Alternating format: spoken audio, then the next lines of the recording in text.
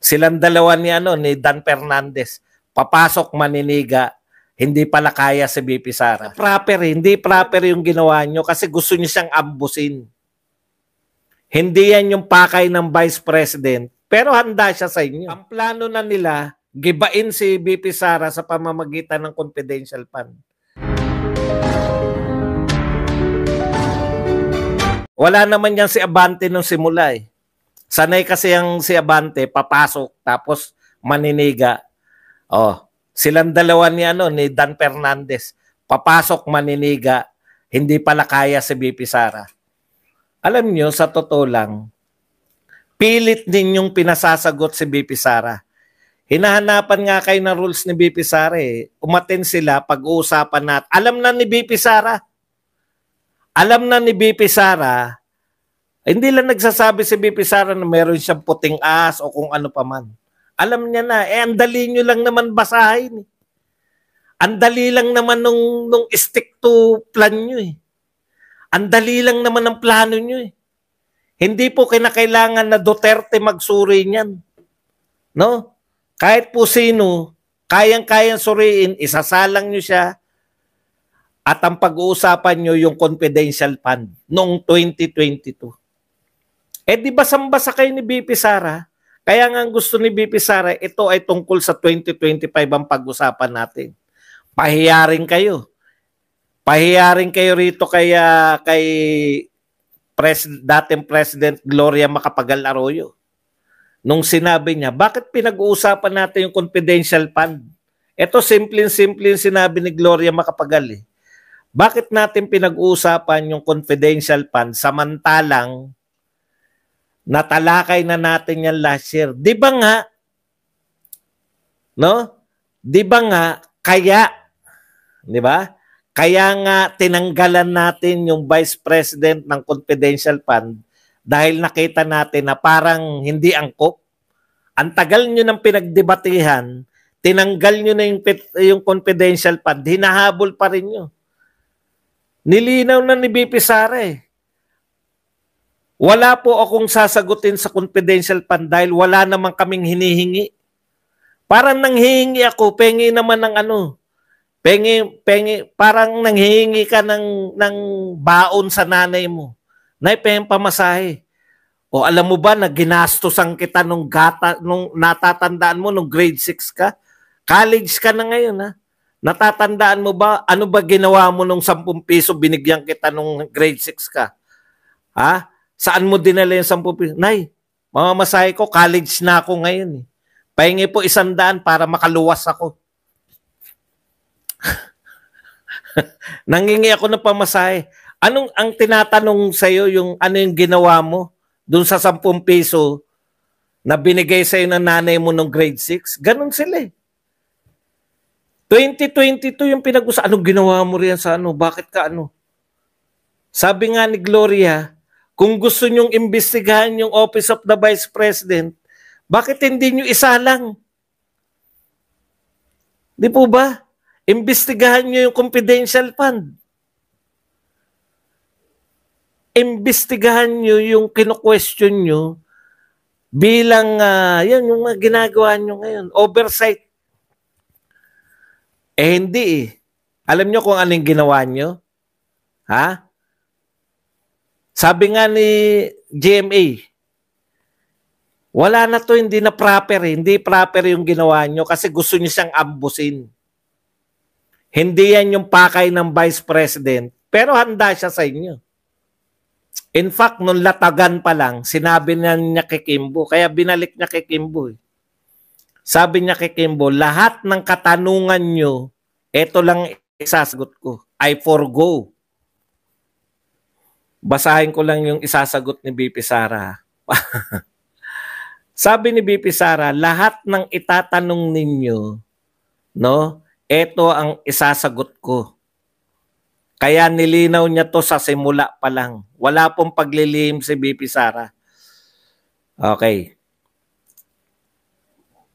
I will forgo the opportunity to defend the OBP's budget through a question and answer session. I will leave it to the House to decide on the budget submitted. So sa Tagalog po, hindi na wave ko na po yung wave.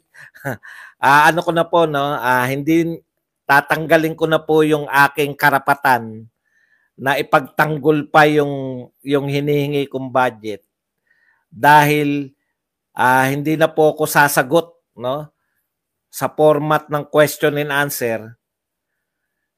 Bahala na po kayo kung yung nilatag namin, hinihingi namin budget ay aaprobahan ninyo o hindi. Ang linaw po nun, no? Hindi na po ako sasagot ng question and answer dahil nilatag namin sa inyo, humihingi kami ng budget. Kayo na po mag-deliberate kung yan po ay pagbibigyan ninyo o hindi. O, kaya malinaw po yan. Tapos ang sagot po ni Mangko Kimbo,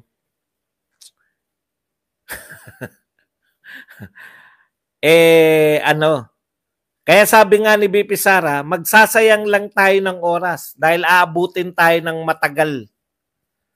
Ano po sagot ni Kimbo? Ang sabi ni Kimbo ay accept. Inaccept niya na yun yung isasagot ni BP Sara. I will leave it to the House to decide on the budget submitted. So, magsasayang tayo ng oras ito, paulit-ulit yung sagot. Okay, wala pa nagtatanong, sinabi na yan ni BP Sara. Lahat ng tanong ninyo, sasagutin ko yan na I forgo the opportunity to defend OBP's budget through a question and answer session. I will leave it to the House to decide on the budget submitted. Ano sagot ni Kimbo? Acceptable to us. That's acceptable to us. No? That's acceptable to us. Okay. Kaya sinabi po yan, sa simula pa lang ni BP Sara, hindi ko kayo sasagutin lahat. Ang isasagot ko lang, I will forgo the opportunity to defend the OBP's budget through question and answer session. Hindi na ako sasagot sa mga tanong nyo. Ito na lang ang isasagot ko sa lahat. Sa lahat ng tanong ninyo. I will leave it to the House to decide on the budget submitted. Sabi ni Kimbo, presiding officer, it's acceptable to us unless, tuloy natin Does I hear any objection? Does I hear any objection? O, di ba? Ang ganda ng nilatag ni BP Sara. Lahat ng tanong nyo, I will answer it with, I will forgo the opportunity to defend. Yun ang isasagot niya daw sa lahat. Huwag na tayo mag-aksaya kasi lahat yan ang isasagot ko. Paulit-ulit tayo. It's acceptable to us. Sabi naman ni Kimbo. Acceptable yan sa amin. Kung yan ang isasagot mo. Is there any objection? Nagtanong pa eh. Is there any objection? That is acceptable to us. Because it is, I believe. Hearing none, that is acceptable to us. Walang tumutol. Walang tumutol. It is acceptable to us. Hindi sila tumutol.